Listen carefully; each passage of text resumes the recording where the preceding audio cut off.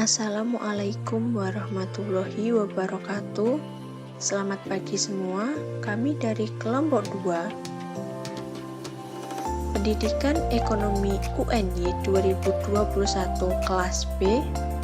Tujuan kami membuat video ini yaitu guna menyelesaikan tugas ekonomi mikro 1.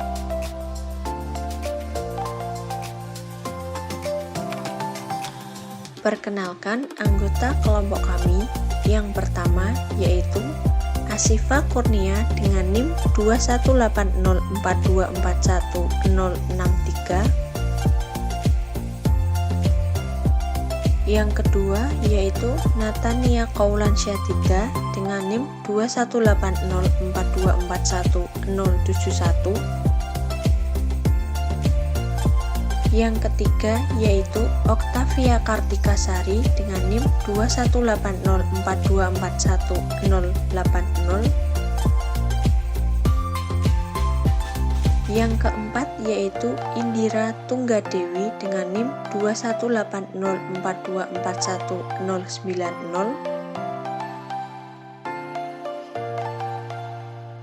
Dan yang terakhir yaitu Anissa Rose Ayu dengan NIM 21804244012.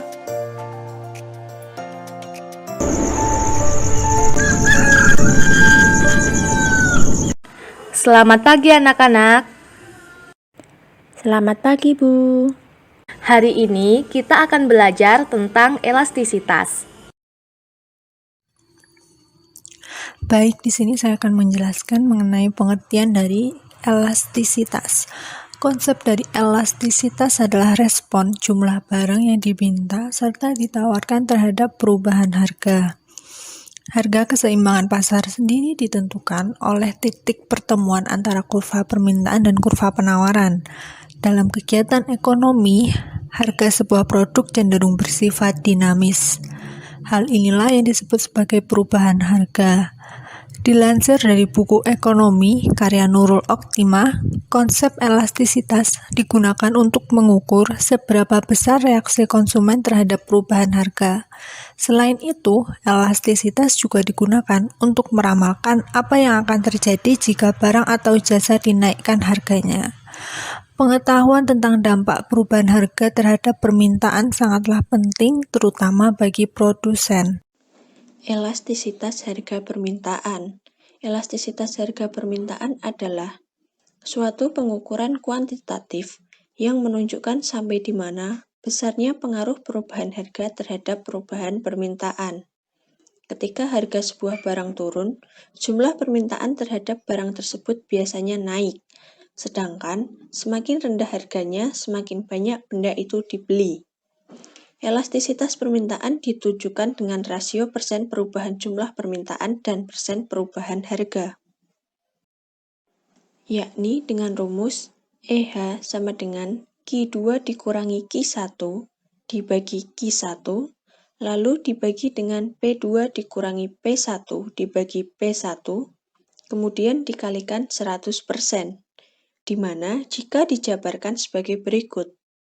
EH adalah elastisitas harga, Q2 adalah kuantitas akhir, Q1 adalah kuantitas awal, P2 adalah harga akhir, dan P1 adalah harga awal. Materi yang selanjutnya yaitu mengenai elastisitas titik dan elastisitas busur. Elastisitas titik atau point elasticity adalah elastisitas yang mengukur tingkat elastisitas pada titik tertentu. Konsep elastisitas titik ini digunakan jika perubahan harga yang terjadi sangat kecil hingga mendekati nol.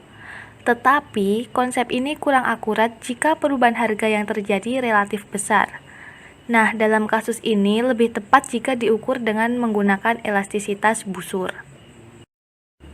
Sedangkan elastisitas busur atau arch elasticity merupakan elastisitas yang mengukur di antara dua titik. Nah, elastisitas busur ini digunakan jika perubahan harga yang terjadi cukup signifikan. Apa sih sebenarnya elastisitas silang itu?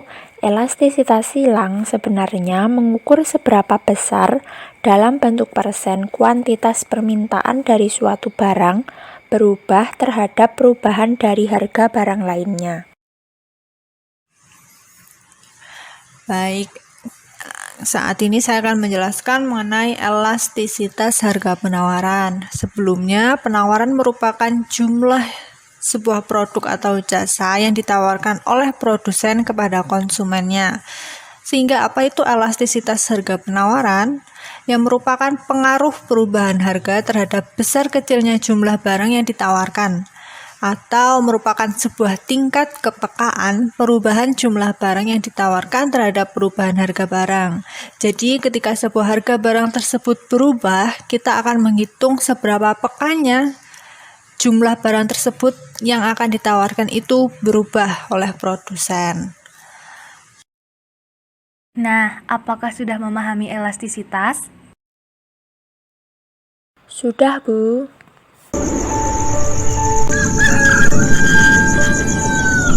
Kesorotan lainnya, saudara, kelangkaan minyak goreng kemasan dan minyak goreng curah masih terjadi di sejumlah daerah. Tidak hanya langka, harga minyak goreng juga masih mahal di atas harga eceran tertinggi yang ditetapkan pemerintah. Kelangkaan minyak goreng menjadi salah satu trending topik beberapa waktu lalu. Langkanya ketersediaan diikuti dengan kenaikan harga minyak goreng di pasaran menyebabkan keluhan masyarakat, mengingat bahwa minyak goreng adalah salah satu kebutuhan pokok masyarakat Indonesia. Artinya barang yang kita order tidak pernah ada masuk. Belum pernah. Iya.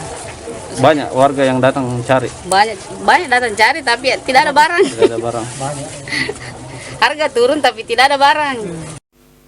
Berdasarkan data dari Pusat Informasi Harga Pangan Strategis Nasional, harga rata-rata minyak goreng di semua provinsi di Indonesia mulai mengalami peningkatan pada awal tahun 2022. Pada bulan Januari, harga minyak goreng per liternya mencapai Rp20.150.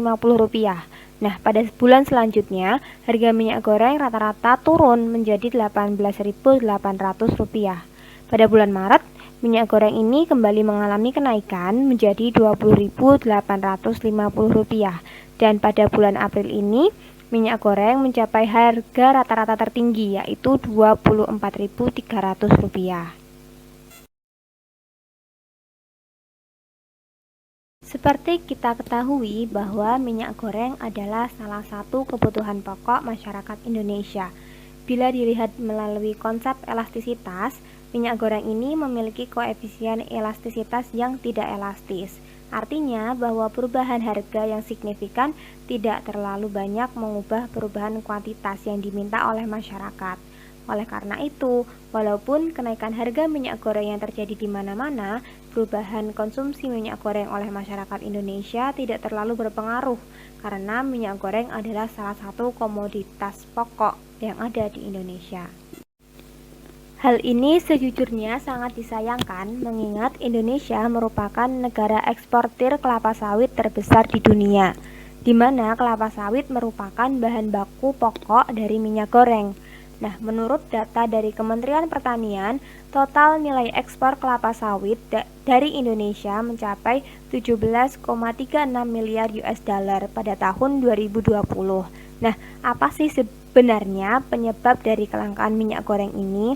Nah, yang pertama itu ada naiknya harga minyak nabati. Nah, harga minyak nabati di dunia ini mengalami kenaikan harga sehingga produsen minyak goreng memilih untuk menjual minyak goreng ke luar negeri untuk mendapatkan keuntungan yang lebih besar.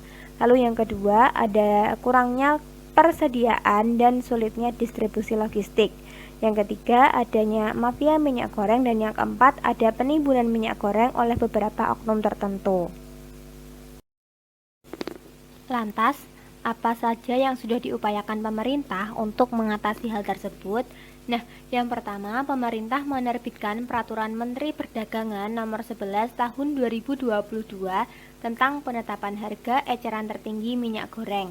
Nah, melalui peraturan tersebut, harga eceran tertinggi minyak goreng kelapa sawit curah ditetapkan sebesar Rp14.000 per liternya. Namun, pada kenyataannya, peraturan ini tidak efektif melihat di pasar harga minyak masih berkisar 20.000 per liternya. Yang kedua, pemerintah merombak kebijakan yang berkaitan dengan minyak goreng dari yang awalnya berbasis perdagangan, sekarang menjadi berbasis industri. Nah, kebijakan tersebut diambil karena kebijakan yang berbasis perdagangan terbukti tidak efektif dalam menjaga pasokan dan harga bagi masyarakat, pelaku usaha mikro, serta usaha kecil. Nah, diharapkannya dengan adanya basis pada industri ini, pemerintah dapat mengatur bahan baku produksi dan distribusi minyak goreng sawit curah dengan lebih baik sehingga pasokannya selalu tersedia sesuai dengan harga eceran tertinggi. Dan yang ketiga, pemerintah menyiapkan anggaran untuk subsidi minyak goreng. Nah, subsidi tersebut tidak langsung diambil dari dana APBN, melainkan disalurkan melalui Badan Pengelola Dana Perkebunan Kelapa Sawit yang selama ini mengelola dana dari ekspor sawit.